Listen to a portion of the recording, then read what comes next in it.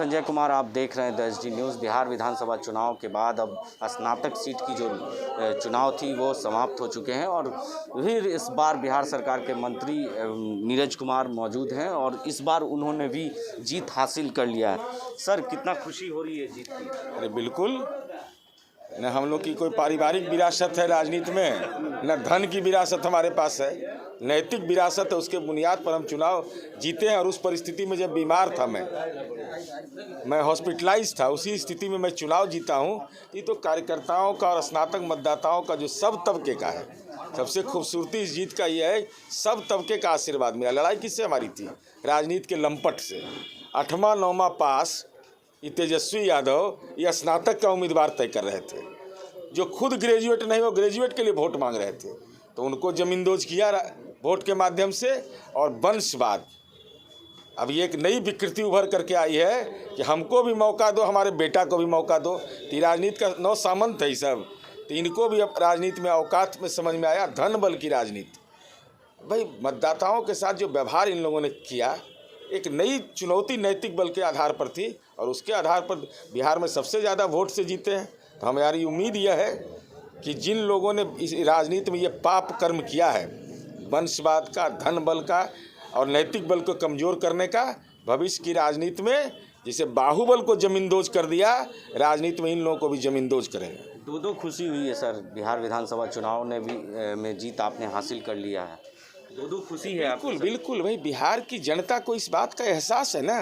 118 नरसंहार का बिहार, जहां बेटा रोता था, मारा जाता था, पिता उसके रोते नहीं थे।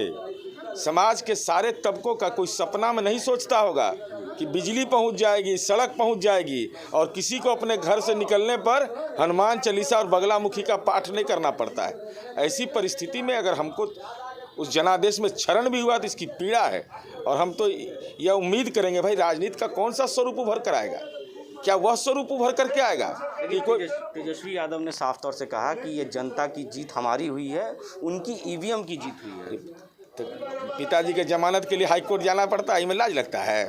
अभी तो उनका उपाय कर रहे हैं। जो संपत्ति छिपाए हैं, जो मैंने सार्वजनिक दस्तावेज जारी किया कि तेजस्वी और तेज प्रताप के नाम पर 4 दस्तावेज हैं ज़मीन के, वो ज़मीन के दस्तावेज क्यों छिपाए गए? जो हलफनामा सही नहीं दे सकता वो बयान क्या देगा? और हम तो ये कहते हैं तेजस्वी यादव, बिहार की परंपरा मालूम है, श्री बाबू से लेके आज तक कोई मुख्यमंत्री का बेटा नहीं मुख्यमंत्री हुआ है। ये परंपरा है, ये अध्यात्म की भूमि है, इसलिए भ्रमजाल में नहीं रहिए। और तेजस्वी यादव को ये बताना पड़ेगा कि क्या बिहार के अंदर में बलात्कार का कोई सजा याफ्ता होगा, उसके परिवार को सम्मानित करोगे?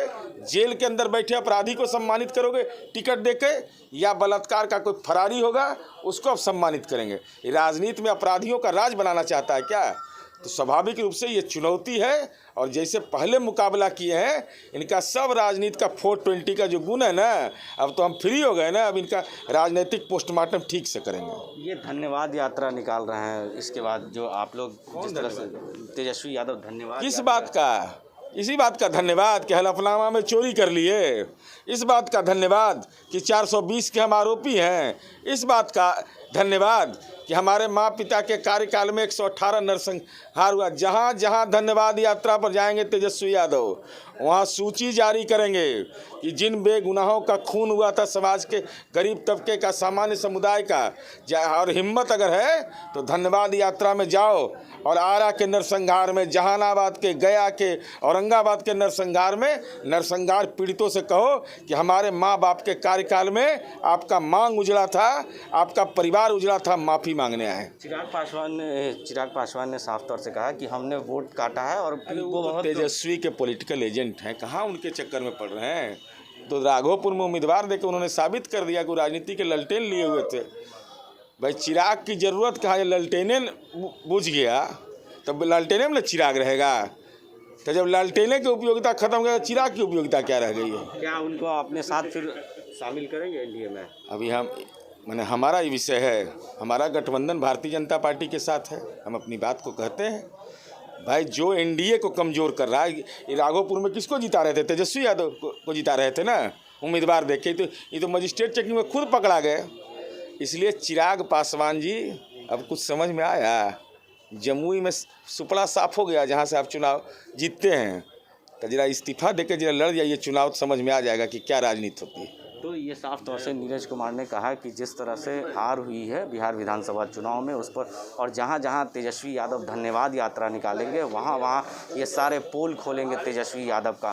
तो सीधे तौर पे कह सकते हैं कि जिस तरह से नीरज कुमार मंत्री जो हैं वो जीत हासिल किए हैं स्नातक में, उसको लेकर काफ़ी खुशी है और लोगों में उनके पास पहुँच रहे हैं फूल गुलदस्ता लेकर उनको स्वागत के लिए। तो तमाम ऐसी खबरों के लिए आप देखते रहे 10D न्यूज़। जब देश की सुरक्षा की बात हो तब कुछ किरदार अहम भूमिका निभाते हैं। बेजोड़ शटर्स और शटर लॉक्स, मजबूती की मिसाल कायम करने वाले स्टील पाइप्स, सर्वश्रेष्ठ गुणवत्ता से भरपूर शटर लैथ और अटूट इंटरनल लॉक्स। आइए इन्हें मिलाकर निर्माण करते हैं एक उज्जवल भारत का, क्योंकि बात भारत की मजबूत भविष्य की है।